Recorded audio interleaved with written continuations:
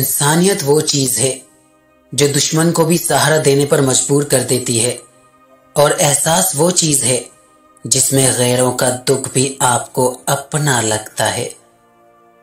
वक्त, दौलत, रिश्ते, ये वो चीजें हैं जो हमें मुफ्त में मिलती हैं, मगर उनकी कीमत का तब पता चलता है जब वो ये कहीं खो जाती हैं।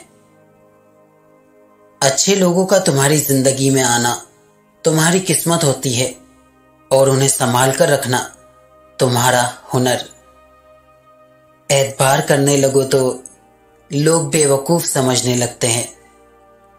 मुसलसल अहमियत देने के बावजूद भी अगर रिश्ते बेकदरे और बदमिजाज रहें तो कोई मलामत नहीं, तब रहने की बेहतरीन जगह हुदूद है। तुम किस दुनिया पर फख्र करते हो जिसका बेहतरीन मशरूब मक्खी का थूक, शहद है, और बेहतरीन लिबास कीड़े का थूक, रेशम है?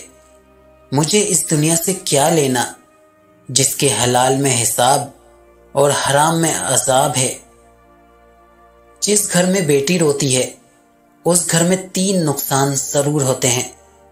नंबर 1, घर से बरकत खत्म हो जाती है। नंबर 2, रिस्क में तंगी आ जाती है। नंबर 3, लड़ाई झगड़े बढ़ने लगते हैं।